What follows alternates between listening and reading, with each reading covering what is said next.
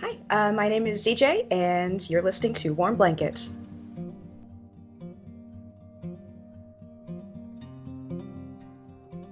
So, hello and welcome to another episode of the Warm Blanket podcast, where we embark on a journey to see what makes us feel good about Star Trek, where our love comes from, and what it means for us. In short, what is our warm blanket? My name is Gary, I'm your host, and I'm very honored to welcome here my very special guest today, Julie. For many of us in Twitter, better known as Warp Factor Nonsense. She is an amazing artist, cosplayer, and zine maker. Her humorous pictures putting the crew of the Enterprise in unexpected situations is very entertaining, but of course her art is far beyond that, and we're going to talk about it soon as well. She's a fun and kind Trekkie who I'm very fortunate to come across with. Ladies and gentlemen, let's give a very warm welcome to the one and only Julie, aka War Factor Nonsense. How are you today? I'm great, thanks, Gary. How are you this morning? Well, morning for you, it's afternoon for me. True. Probably timey-wimey. I already had my coffee, a bit too late. Thank you very much for being in the show. It's absolutely it's an absolute bless to have you on. As I mentioned off camera, I've been following your art for a while, and you always personally I always feel that your art makes me smile and makes me feel good, and it's just fantastic. So thank you very much for being in the show. So I guess best place to start with. Have you always wanted to be an artist? Oh yeah. Ever since, as my mom says, I could pick up a crayon and scribble. Wow. When was that? That's before I can remember. I don't know, maybe I was 2 or something. Wow. So how did you develop your art style? Because you have a very unique art style that I cannot really determine if it's where is it coming from. It's very unique. So how did you develop your style over the years? Well, thank you, first of all. And no pressure, eh? Well, yeah. I would say that probably some of my biggest influences have been like Looney Tunes, Disney movies, particularly from like the Xerox era, and some Japanese manga that I was super into in high school and college. And all of those, between like experimenting, like trying to copy different styles and stuff, I would,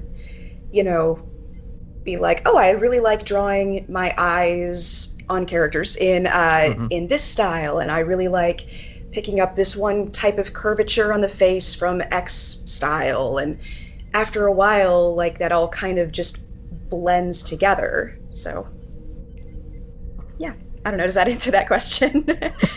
Just like all of a mixture of different styles and putting into your own viewpoint as well. Yeah, and eventually, it gets my own twist to it after a while, or it did eventually, I suppose.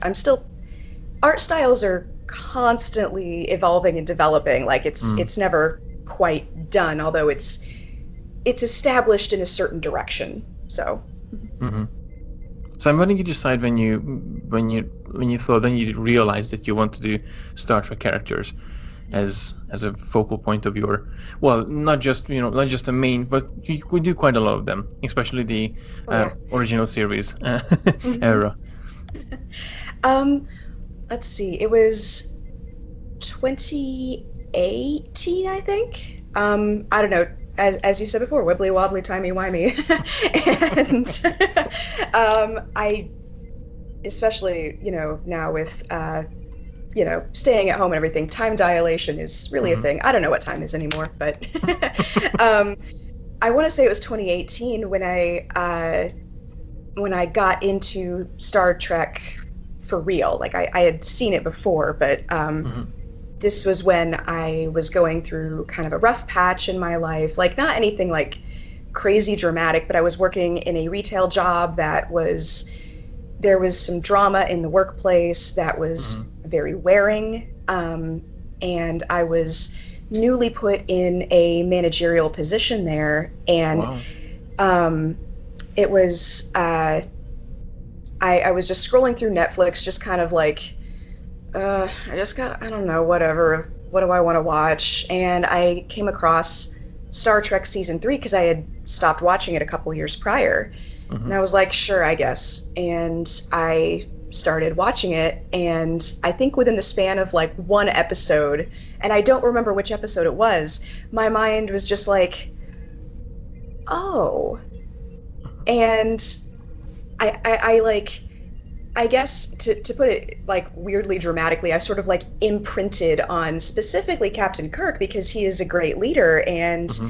I, in a position of leadership that I wasn't quite used to, was like, oh, you're kind of sort of slightly who I want to be like, not entirely. I was working in like a chocolate shop, you know, but in terms of like, I don't know, having an effective leader to kind of look up to and emulate like the optimism Mm-hmm. that he embodies in his leadership style. And yeah, the rest is history on that. I just was like, I will now draw this thing. I will draw it all the time because that's what I'm like. Wow. That's very powerful. So, like, okay, it's like it does come to the question as well that So you said you got into drawing Star Trek characters in 2018, around 2018, when you rediscovered Star Trek. So when was the first time when you discovered Star Trek? And were you a fan before 2018? Yes. Let's see. The first time I saw an episode of the original series, I was in college. So this was, I want to say it was senior year, so it would have been 2012. Mm-hmm. Um, and a friend of mine was just kind of like, hey, let's watch a whole bunch of different things. And she would organize some hangouts and stuff. And Mm-hmm. one of the hangouts that she organized was watching, I want to say it was The Trouble with Tribbles, as well as the 2009 Star Trek film. Mm-hmm. And at the time, the film, I really liked it. I really enjoyed it. I mean, I still do, but I liked it more than the episode at that time. And, then, but I didn't really do a whole lot with that. I knew that my dad obsessively watched original series when he was a kid. And so I got him a copy of the movie, and he was very impressed with that. Like the acting and stuff. He was like, are any of those actors like related to the original actors? I'm like, no, Dad, they're not. But and then yeah, it was the next. No, it was the same year. Next year. When did Into Darkness come out? Well, I watched Into Darkness in the theater with that same friend. We had moved to New Zealand for a year, and we watched that in a theater there with some of our friends. But yeah, I watched Into Darkness. I was not familiar with Wrath of Khan. Like, I think I knew I had heard the title. And I knew that by the time it came out, it was based on that, just based on friends who were talking about it. I watched it, and I was quite moved by it. I thought it was really cool. I thought they did an excellent job on it. And the ending like really got to me. And then a few years later, I was back in Indiana. I was living by myself. I was living like without a roommate for, I think, the first time. And I had moved to take a job. So I was several hours away from basically my support network. It was not a good job. The bosses were not good. It was a very stressful time in my life. And so I was watching like anything and everything on Netflix, and I was just drawing whatever I saw. So like I was watching Doctor Who, I was watching like Buffy the Vampire Slayer, I was watching Parks and Rec. I think I didn't draw anything from that one though, but anyway. Never too late to start. True. And I discovered Star Trek. Well, discovered, you know. I started watching it because I was like, you know what? As at the time, my thought process was, I am a geeky, nerdy person, but I don't really have the, I guess you could call, street cred for that. Because most of my friends who are geeky or nerdy, like they grew up in a household where their parents were geeky. And so, like, they grew up on Star Trek, they grew up on Doctor Who, they grew up on all sorts of, like, Star Wars, fill in the blank. And I didn't. And it wasn't because I mentioned that my dad was into the original series, but for whatever reason, he, I don't know, like, didn't watch Next Gen. He left that in his childhood, and he has fond memories of it. He claims not to know anything about original series, but he will correct you if you are wrong, which is entertaining. Again, no pressure. Yeah. But yeah, so I was like, maybe I should become more familiar with things like Star Trek. So I started watching it, and because I look back and like in retrospect, I think I was probably very depressed at the time. And so it didn't make a huge impact on me. Like I watched 2.5 seasons of it, and it was just something to fill the time. And then so in like some 28 people watching like Big Bang Theory in the background when they cooking or doing chores. Yep. Exactly. And so when I rediscovered it, I guess in 2018, and it was suddenly like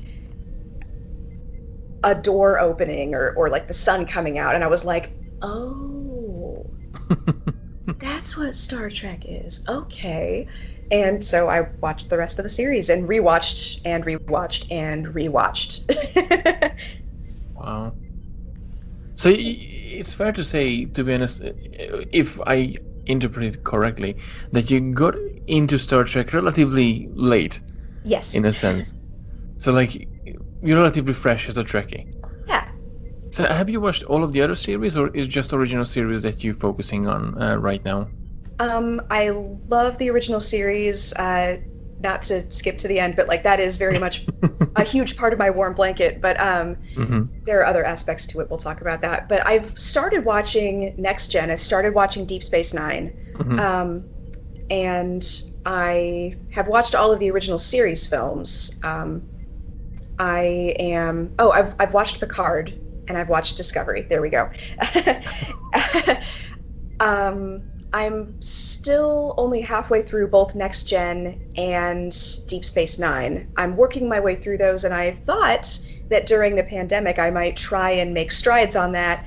And then my mind was like, no, warm blanket though. We'll keep on watching new stuff later, because I'm enjoying Next Gen and Deep Space Nine. I really am. But there are times when I'm like, I cannot handle new episodes right now. I really just want to have something comforting and familiar on in the background. Because half the time I'm not even really watching it. I put it on in the background and I grab a sketchbook. So. Wow.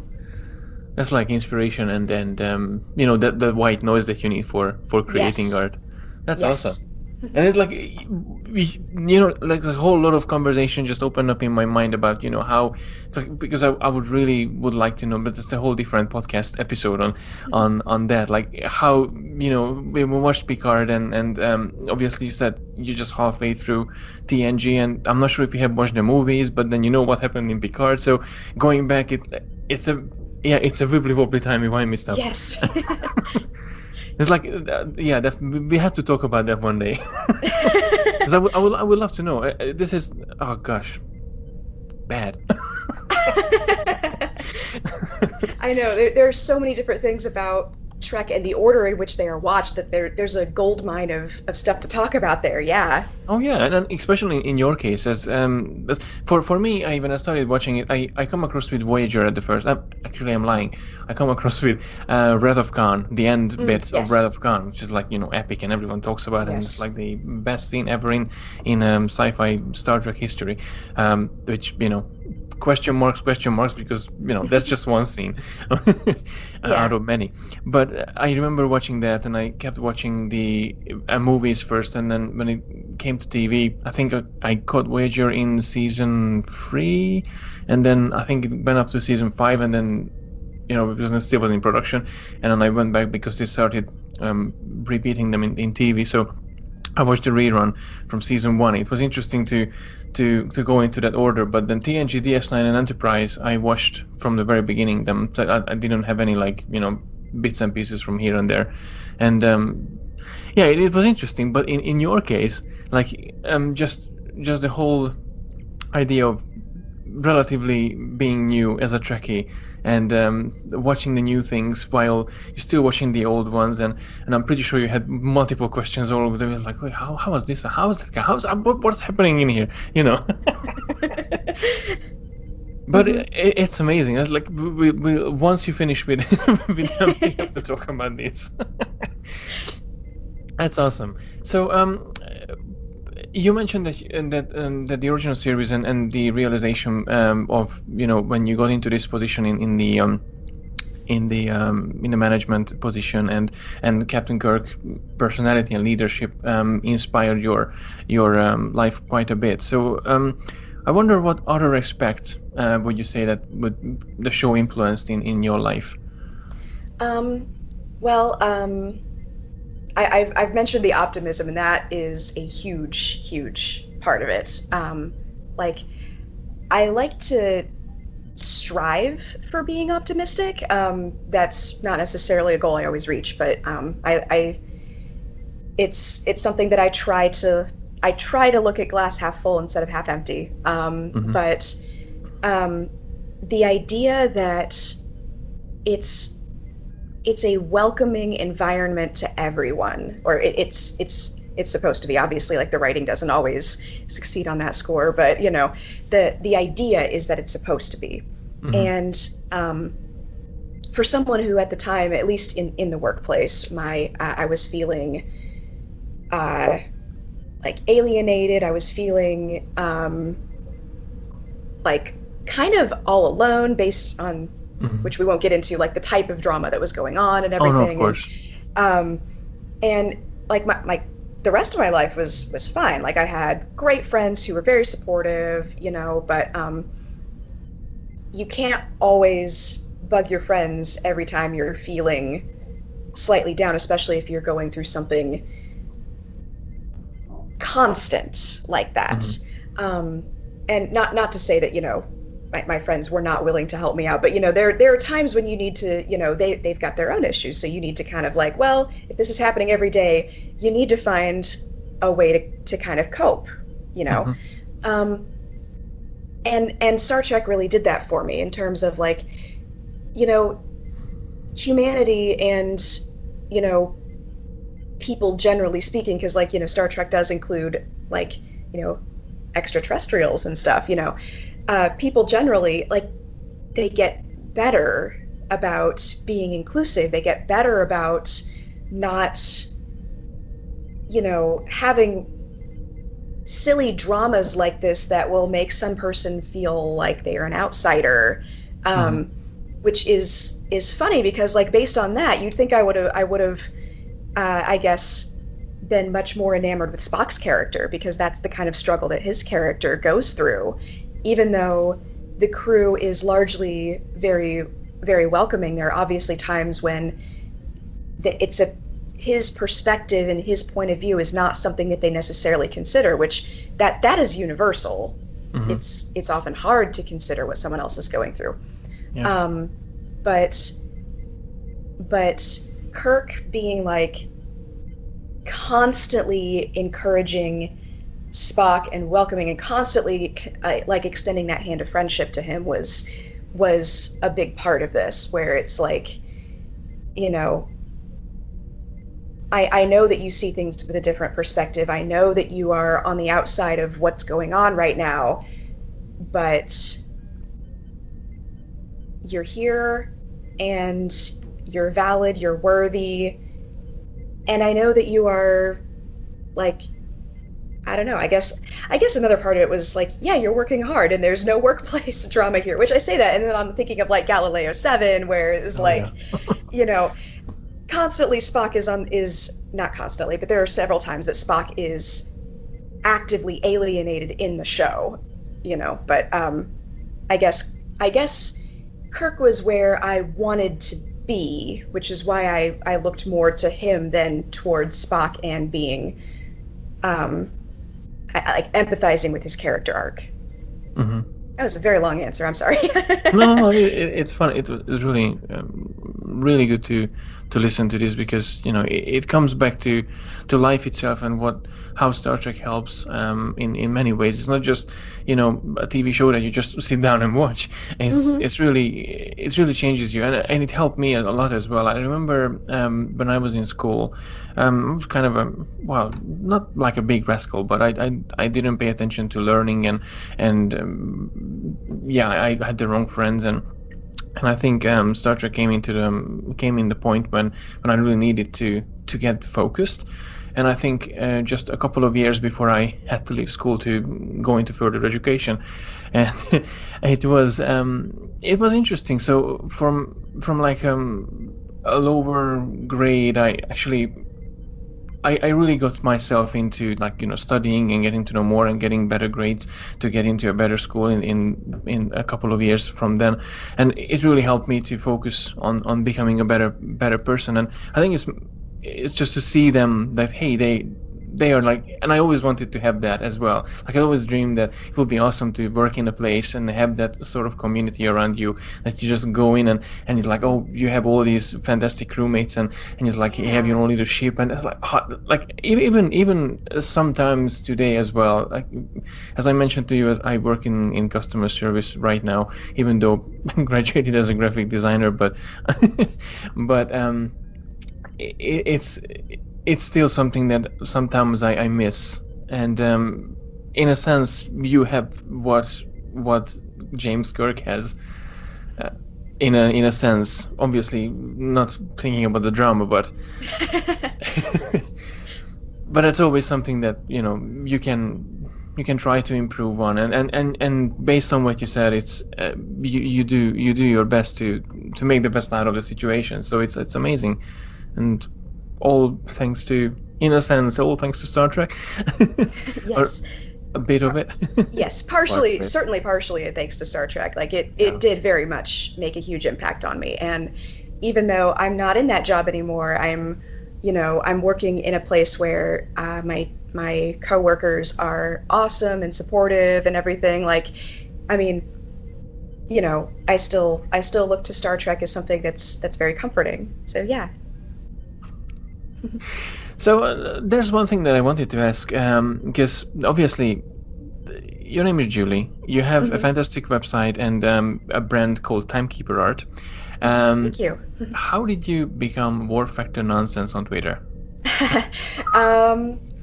That started actually on Tumblr. Because I think I Oh. joined Twitter with my Star Trek account in 2019.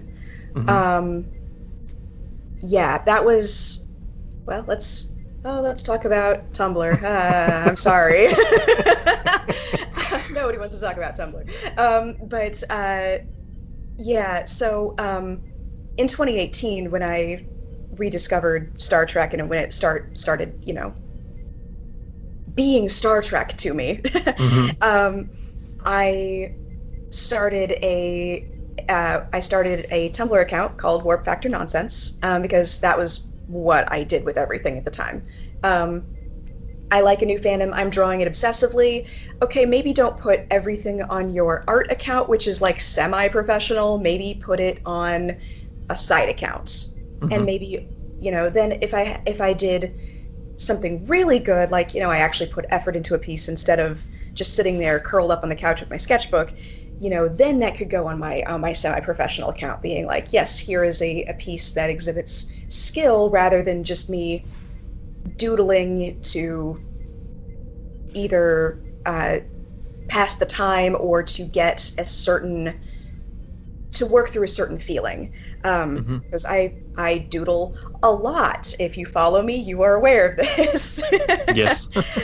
um, and uh, I started a side account where I could just dump all of my doodles, Mm-hmm. as well as like reblog various thoughts that I thought were interesting that other people had, or um, just engage with the fandom directly instead of having this is my art, this is all this account is.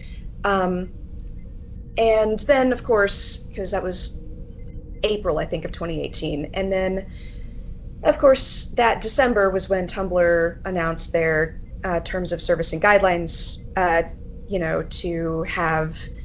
to not allow stuff that was certain types of not safe for work. Mm-hmm. I wasn't doing a whole lot of that. But I know I have a lot of mutuals who that did affect them. And so because that really disrupted a lot of the fandom, a lot of the fandom moved to Twitter where that wasn't an issue. And so because a lot of the people that I liked interacting with stopped being on Tumblr as much, I was like, well, it's getting a little lonely over here, so I'm going to move to Twitter. And it's not that I stopped posting stuff on Tumblr, because I actually have a surprising following. I don't know why that many people are following me on Tumblr, but That's good. That's good if they're following you. It is good. Like I'm not complaining. I'm just kind of like, huh? What? Surprised Okay, or what? sure. That many of you like this? Okay, whatever.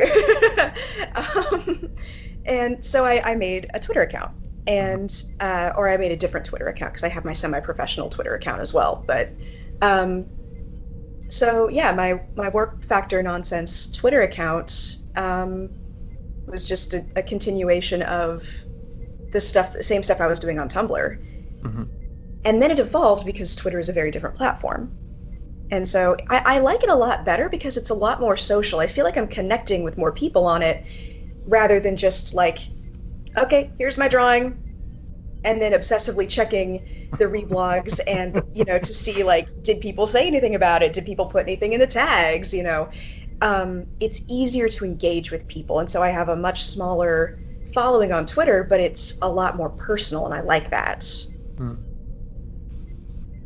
No, it is, and I always looking forward to it when you post something. It's awesome to see these arts. I mean, I think the first that I come across with it was the Enterprise crew behind I think it was an old Mustang or Chevy or some sort of a car with an Enterprise sign on it, and it's super fun. Thank you. That was one of the first pieces of artwork that I made in after I really got into Star Trek. I can't remember the order. I made some doodles, I think, probably prior to that point, but that was like the first piece of artwork that I decided it wasn't just going to be a doodle. I was going to actually put some effort into it. So like I drew that, and then I inked it, and then I scanned it, and then I colored it digitally because that's way easier. And so that was kind of what started Warp Factor nonsense, actually. Back when I was still on Tumblr, that was just a little AU that I came up with what if it was the 1960s and Spock crash landed as like a UFO in a cornfield in the middle of Iowa, and Kirk was like, new friends, and they had to, for plot reasons of course, had to go on a road trip across the country, and they just picked up various Enterprise crew members along the way, and the car was the Enterprise. So is there a comic coming with that? Kind of. Is it too spoilers now? Or? Oh heavens, no. I made and I don't think I put all these on Twitter because I made these when I was still on Tumblr, and there's so much more on my Tumblr than there is on my Twitter because there's like a year's worth of stuff that just didn't get moved over. But I made a few other drawings in that series. Like somebody pointed out, "Where's Scotty?" And I was like, oh shoot, I forgot Scotty. I felt really bad, and but then I was also like, where would I put him in the car? So and you did it brilliant because you put him under the car. Yes, I did. I made one where the car had broken down and they were in a garage, and Scotty was repairing the car and discussing like, you want me to do what now, with Kirk who was looking at the car being all concerned. Spock is looking up at some old advertisements for like Vulcan tires, the logical choice, and like Andorian oil, and silly references, and Hmm. I made one where they went to Chapel's Diner, and let's see, I think, yes, I made one where they were at, I think it was called the Full Moon Motel, and it was just Spock and Kirk talking in a parking lot. I have a couple others planned, but I Hmm. haven't actually made them yet, and that's really sad. One of them was they were going to visit the great blue whale of Catoosa on Route 66 because there be whales here. That's awesome. So I'm gonna break it up a little bit now. We're coming back to talk about more art, but this we arrived to our point in the podcast where we have this game, Do Your Chat, the Oh Captain boy. Kirk impression game. And you as a savvy TOS fan, I was wondering if you could give me the best, give us audience as well included, your best Captain Kirk impression. Oof. Well, that comes the question, do I just straight up copy a line or You can copy a line or just make up a line. yeah. Hmm. Let's see. Um, all right. The name of the game is called Fizbin. Oh wait, no. Okay, I'm gonna start over. That's not. I can't remember everything that goes on in that scene. So maybe I shouldn't start with actually doing a quote. Maybe I should start with doing something more like this, where I just emulate his speech patterns. I don't know. That is very good, my friend. God damn it, Bones. Thank you. No, that's awesome. That's awesome. So, one thing I noticed on your Tumblr account, that you do have a zine though, and it's we're going to bit of adultery, romantic side Mhm. of things. Spurk and Yes. the original Spurk KS stories. Yes. The zines are being, well, they are born in the 70s, 60s, Yeah. 70s. Um, how did you come across with the genre, and where are you at? And just if you can give us a bit more on this side of the art. Yeah. Um, so I came across Spurk fairly early on in the fandom because, like, if you're online in Star Trek fandom, especially like on places like Tumblr, because obviously there are other corners of the internet where I don't know what the culture's like there. But if you're a Star Trek fan on Tumblr, you are going to come across Spurk. Um, Hmm. and I, having been in fandom where like the circles of fandom that I have run in for like at least 10 years, um, have been largely focused on things like shipping, and that's not exclusively shipping, because a Hmm. lot of what fan art and fan fiction are focused on is putting your own spin on things, or what if. Hmm. And that does tend to lend itself toward shipping, if that's your game. Obviously there's tons of stuff out there that does not fall into that category, but Hmm. um, that is, I guess, a fertile ground. If you are into shipping, it seems like a natural kind of thing. That's part of why I like doing fan art, is it's putting my own spin on things. Hmm. Anyways, so I came across Spurk, and at first I was kind of like, oh yeah, I see it. And the way I like to process media as it relates to shipping is I like watching it at first, and then either it occurs to me organically as like, ah, yes, I would I would like to see these two characters get together like this, or somebody else introduces it to me on the internet and Hmm. I'm like, oh, I see it. Either way, there's like an adjustment period where I like balancing the two, because especially in the case of Star Trek, Kirk and Spock's friendship is so integral to the series. Like, Hmm. it is, I shouldn't say impossible, but it's like especially if you get into like the 2009, like the alternate original series films. Mm-hmm. Um, but in terms of original series specifically, you cannot divorce their friendship from who they are as characters. And so there that tends to relate a lot to the trope of like friends to lovers. Mm-hmm. But like, yeah, if you start running in shipping circles, you start getting introduced to other ideas, how other people like to ship things, the tropes that they like to see, or how they get together, Um, and naturally, that lends itself to people continuing the grand tradition of putting these in zines. Mm-hmm. Um, so I have made a zine. It is a Gen zine, mine personally. That's not to say that I won't make another one eventually. That's very Spurk centric, because heaven knows I've got the drawings to fill that. But I had the drawings to fill a Gen zine. So I made my own. But I've Mm-hmm. also been a part of just one other zine, and it was called "This Simple Feeling" after um, the part in the motion picture. Mm-hmm. Um, that is, if you are a shipper, that is something that you are well aware of and probably have a lot of feelings about. But like either way, that's a very powerful moment in the film. Mm-hmm. Whether you choose to see it as romantic or platonic.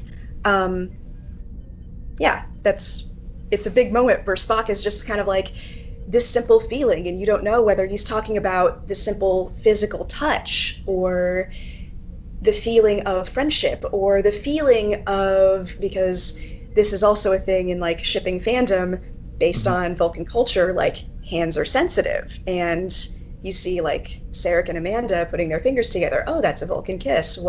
Oh no, what does holding hands mean? So you don't, depending on how you choose to interpret that scene, it can mean any number of things. But Yes. either way, like regardless, it's a very powerful moment where, because yeah, like friendship is powerful, human touch is powerful, and I'm learning that more and more the longer I go without any like physical human contact during this pandemic, you know? Yeah. So, but yeah, the Simple Feeling zine, I have participated in one issue, and that's mostly only because, sometimes it's very difficult to get the time to create a proper finished piece of artwork, Mm-hmm. or the I was energy, just about especially. to ask how long does it make to finish Yeah. like a zine? Because I'm pretty sure it's not just one picture and then a little story. You have multiple, like almost like a comic book, but Hmm. with more text next to it. So I'm pretty sure it takes quite a hefty time. Depending on the type of zine, yeah. I mean, Mm-hmm. thankfully, this Simple Feeling is one that like it compiles works from very, or well, you submit your works as various creators, but it's Mm-hmm. you've got a bunch of different fanfic writers, a bunch of different fan artists, and they all submit their work, and in this case, based on a certain theme. That one was Shore Leave, the one I participated in. So I made like a 4-page comic, where the Enterprise bridge crew goes on shore leave on a beach. So it's literal shore leave. Ah ha ha. But the zine that I created is it's just a collection of doodles that I have scanned and put together, and there is one of my comics in there. Actually, a couple of them. I don't know. I don't remember what's in it. Which is terrible. There's like, I don't know. I think 16 pages in it, but Wow. it's all doodles that I've scanned and put in a little book. Wow. And I couldn't notice in the background that you have quite a few. Obviously, the audience won't be able to see that, but I can see. I get this extra glimpse. So you have a few pictures in there. One of them is that George Takei drinking tea? It is. I wish I had turned my lights on better. I realized that the lighting in here is very bad. It's there's George Takei in Captain Sulu's outfit, but very much as George Takei drinking tea. There is Nichelle Nichols with a modified kind of fusion of, well, it's like the NASA logo, but it's got the Enterprise rotating Oh, around. nice. There's And that's Liam. Captain Kirk with two dogs. Three. It's hard to see in this 3. Oh, lighting. okay. But they are Dobermans. All three are ones that I know in real life, and two I've pet sat for. There is a vodka, Pavel Chekhov vodka label that I made, um, and this one is a very odd one. I don't know if you can see it very well, Oh, but that's a Breath of Khan it's Wrath of Khan style. as Wow. merged with excuse me. Wow, hang on. That's- Hmm. With the 7% Solution, which is a Sherlock Holmes film, and both are ones that Nicholas Meyer um, wrote Wow. and worked on. So these are all. This is my autograph collection. And I was just about to say that some of them are actually signed. I'm sure the captain is that William Shatner's. Yeah. So he actually signed the picture. Yep. William Shatner, Wow. Walter Koenig, George Takei, Nichelle Nichols, and Nicholas Meyer. Yeah. Wow. That's something. And what did they say when they seen your art? Well, let's see. I will go from, I think, least impactful to most impactful. Okay. Which is not chronological order. But let's see. Nichelle Nichols, I got to meet her in November of last year. She, I went specifically because it was her farewell tour. Oh, yes. And so I made some fan art and I brought it to her, and I actually was having two things signed at the same time because a friend couldn't make it. So I brought something for them to sign, and I paid for, I mean, I had the money for both autographs, and she signed the other one first, and then she got to mine and she was like, "Oh, is this for me?" And I felt so bad because I had thought about making her a copy of that. And I was like, "No, I'm so sorry." But like she was joking with me. She was like, "I don't know who this person is." And oh my gosh, like she was a lovely, lovely person. And it was really wonderful to get to meet her. But I was just like, "Oh no, shoot. I didn't make you a thing. I'm so sorry." And at that same con, I got to meet George Takei, and I got to thank him for writing They Called Us Enemy, which I don't know if you've read. It's an autobiographical graphic novel that he wrote about his time in the Japanese internment, or now I think the accepted term is concentration camps in World War II. And it's really good. You should read it. I will say it's well, I won't say anything about it except it's really good. But it opens the door for all kinds of wonderful conversations, and specifically about, cruel treatment to people just because they are from another country or they are from a different ethnic group or whatever, and which has been really nice because I've gotten to be able to discuss some of that with some people in my life, which that's been good. I'm struggling. Like, I don't want to say like it's not fun. It's not really great, but like it's good to be able to have those kinds of conversations because it's like, Absolutely. yeah, no, that there's, I don't know how to tell you that you should be nice to other people and care about other people. Doesn't matter where they're Isn't from. it the kind of like, you're feeling like it's a kind of an uncomfortable conversation, but you should have it, and other people should listen to it as well. But I know what you mean. I know exactly what you mean. Yeah, it's just like, yeah, especially because like here in America with the certain political events going on, like the book can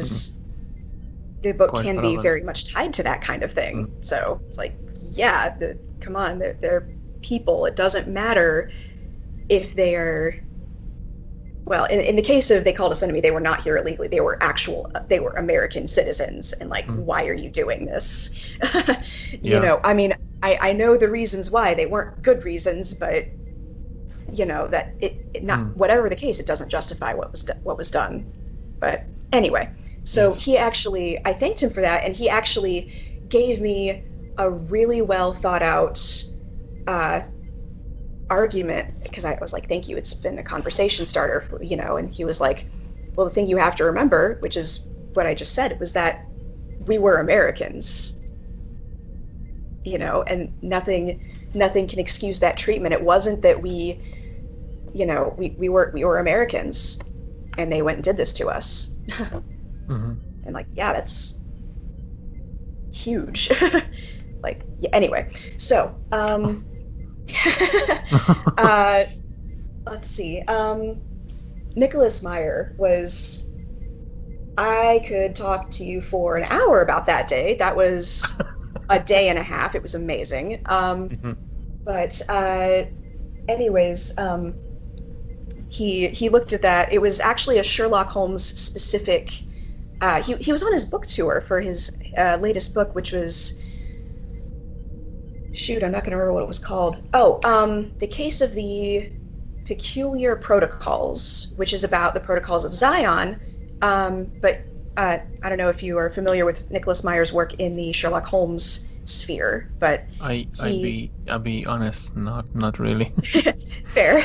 So bad. I have a lot of things to catch up on. Didn't know that he was involved with Sherlock Holmes until about a year ago. But yeah, he's written, I want to say, just the two novels, The 7% Solution and The Case of the Peculiar Protocols. But I got to hear him talk about it, why he wrote it. He did a book signing. He also did, it was a Sherlock Holmes event for the entire day. So, I got to attend a party with him. There was a dinner with him and a Q&A, and, it was a freaking fantastic day. But he looked at my artwork, and he was like, wow, that's certainly unique. And I was like, well, that's fair. I think he did mean it as, based on what he was saying, I think he really did mean it as a compliment, but also kind of I've never seen anything like this before, which is fair. I basically just subbed in Wrath of Khan characters and objects for the original 70s movie poster of the 7% Solution. Wow. But The Case of the Peculiar Protocols is actually very good, and I say actually like it would be a surprise, because Nicholas Meyer is an awesome writer, but it's a very good book, and I would recommend it. Oh my god, my list of what to read is just growing and growing every day. That's what I'm here for, I guess. Thank you. But he got out his cell phone and took a picture, and then I also got to listen to him talk about his views on Edgar Allan Poe later, which was really cool. But anyway, then there was Walter Koenig and William Shatner. This is the first time I had actually gotten to. This is the first time I had cosplayed Star Trek after I really got into the fandom, and also the first time I actually met any Star Trek related celebrities. But so Walter Koenig, the autograph line at this con was not very long, and I don't know if it was because it was the con's first year or it was because we got there super early in the day. But whatever the case, we basically just got to walk right up. And so I'm cosplaying Chekhov, and so I walked up to him with my art and everything, and he takes a look at the art and he's like, wow, and I was like, oh, thank you. He's like, oh, you did this. And I was like, yes. And then he looks over, he sees what I'm cosplayed as. He reaches out to take the hem of my long sleeve shirt, rubs it a little bit between his fingers, and he goes, oh yeah, that's the stuff. And I instantly went, I'm sorry, because I'm dressed in order to get that velvety velour, especially in that color. My friend and I were in Chicago and we found some upholstery fabric. It was a terribly uncomfortable cosplay. Wow. It was it wasn't quite right. The drape is all wrong and everything, but it emulates that velvety texture. And I was like, oh my gosh, I'm sorry. This is, because I know they were not wearing upholstery fabric. They were wearing something stretchy. It was actual garment fabric, but still, That was the first thing out of my mouth. I'm sorry. But we got to have a really nice conversation about education and Mm, like the role that video games can play in it. Because at the time I was working on an educational video game, and anyway, mhm, so then I got to meet William Shatner, um, and so I know that like not everyone agrees with his points of view, especially like on Twitter. I personally am not a huge fan of the stuff that he puts up on Twitter, but his work as Captain Kirk has made a huge impact on my life. So I still wanted to meet him, get his autograph. Um, so I made a picture of Captain Kirk and three Dobermans because William Shatner is very big on like raising Dobermans. He, has them compete in various like mhm, dog shows. Horse he does like horseback riding, equestrian events and stuff. mhm, Um, but and like I've got horses and Dobermans in my own life. Like I'm close with some friend groups that mhm. have, and I've pet sat for two out of those three Dobermans. And so I was like, it seems like a logical choice to kind of tie those together. So I brought it to him and he looks at it and he goes, wow. And I was like, wow. And Hi.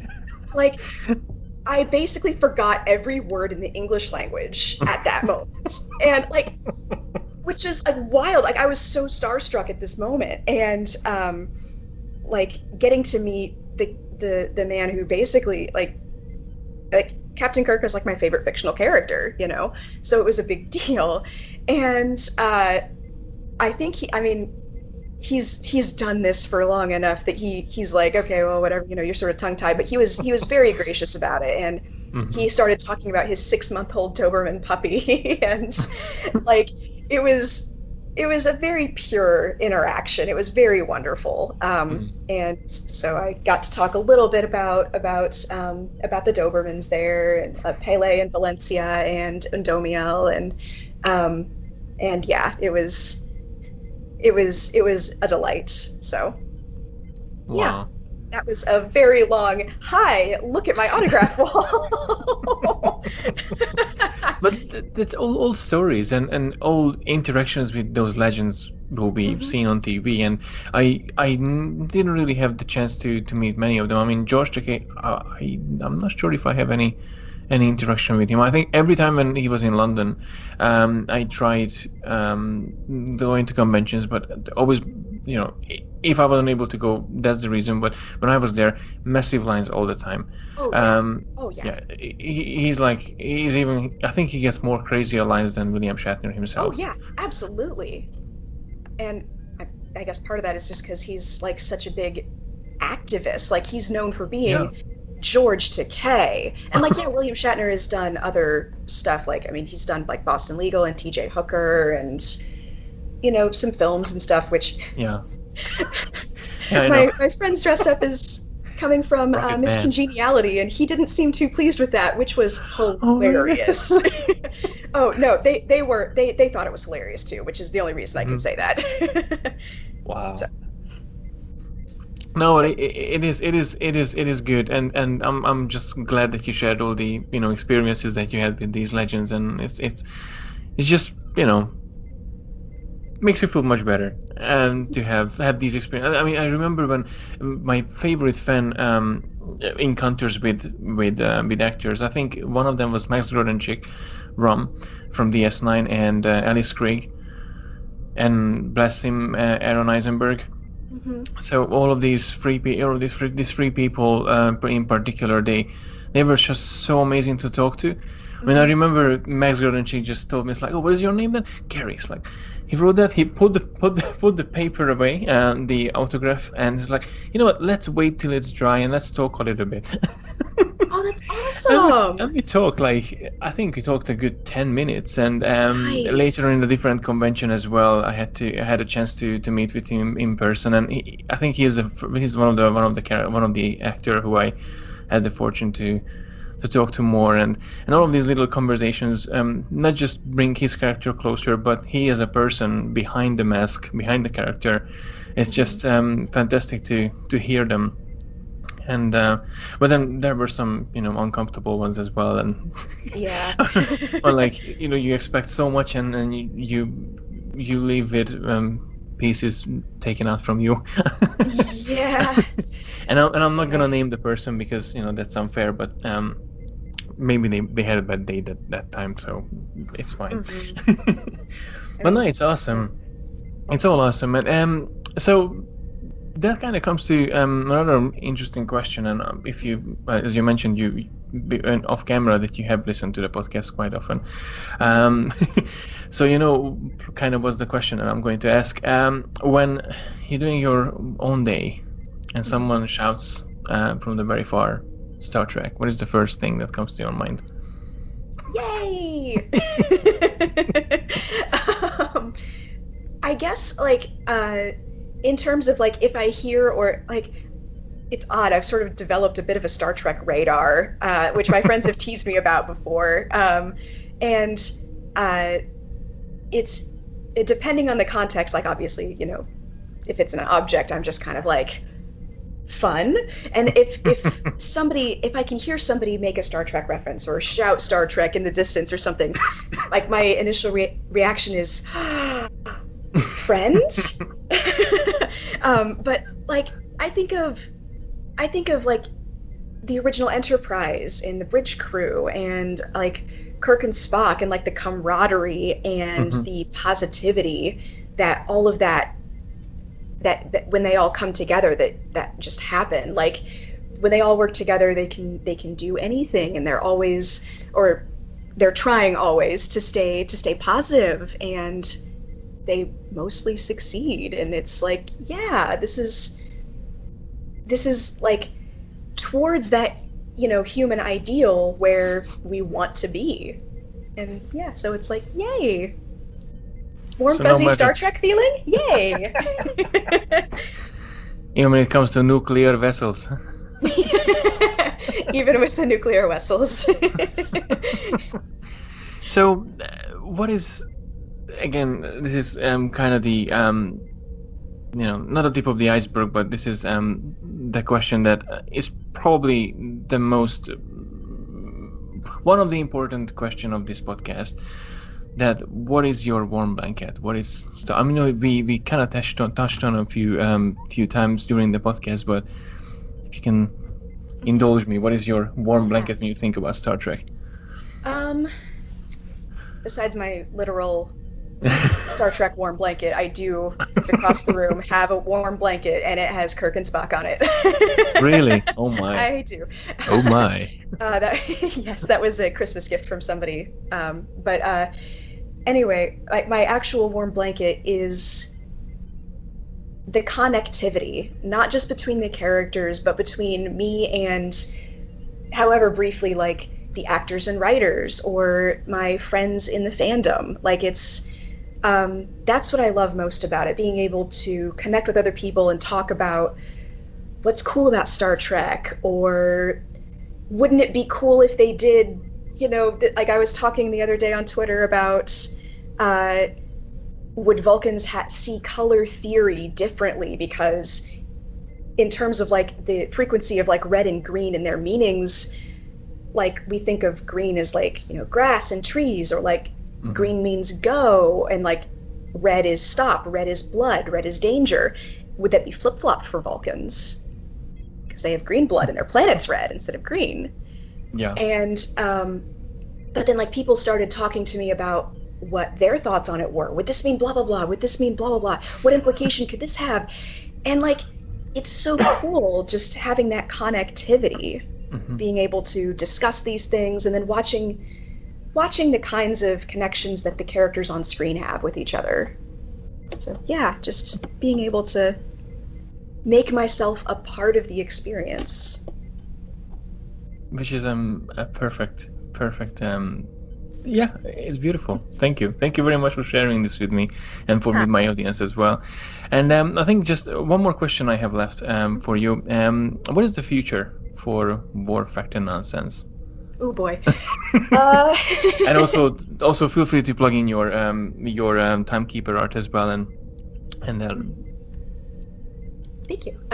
So, well, at first I started thinking that Warp Factor Nonsense was kind of like an extension of timekeeper art, and it's starting to be the other way around, but just based on how much Star Trek stuff I'm doing. But I part of that is also because I'm no longer 100% freelance. I have a job, and that means that I'm free to pursue Star Trek silliness on the side instead of creating original art. But I love creating my original art at the same time. I've Star Trek has inspired. I talked about that 1960s story idea where Spock crash lands in a cornfield, and I've since come up with an original story idea based on that because I really want to make professional comics. That's where I want to be with my life eventually. And I know that's going to be very competitive. It's going to be very tricky. It's going to be difficult. It probably is not going to happen for a few to several more years, but I need to start, if I want to get there, I need to start working on that now. So I made an original comic last year, and I want to continue making original comics as well as Star Trek comics, because sometimes you just need portfolio pieces. And well, anyway, this is going to be a really long answer. I'm so sorry. It's totally fine. No rush at all. But